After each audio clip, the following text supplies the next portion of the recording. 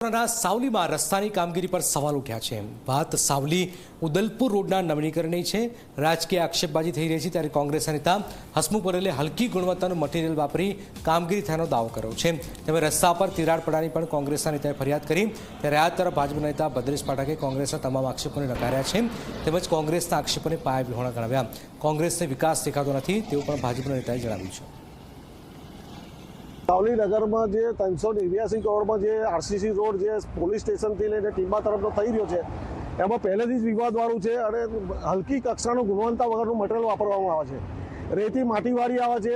આજે કપચીનું જે ગ્રેનેડિંગ કરવાનું હોય એની જગ્યાએ ચોરિયાળ નાખીને એનું કામ કરવામાં આવે છે। એની ગુણવત્તાને લઈને હાલની તારીખમાં તમે જોઈ શકો છો કે રોડ પર તિરાડો પડેલી છે અને આ રોડ ક્યાંથી હજુ તો એક તરફ ચાલુ છે અને એક તરફ તૂટવા માંડ્યો છે। તો આ રોડનું ભવિષ્ય શું?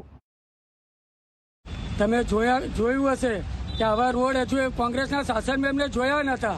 આજે સાવલી નગરની અંદર ધારાસભ્ય શ્રી કેતનભાઈ ઇનામદાર દ્વારા જ્યાં ડબલ રોડ મંજૂર કરવામાં આવ્યો છે તેની તમે ક્વોન્ટિટી જુઓ। આજે 5-6 ફૂટ ખોદાણ કરવામાં આવે છે, એટલું પુરાણ કરવામાં આવે છે અને એ મટીરિયલ એવું સારું મટીરિયલ પણ વાપરી રહ્યા છે।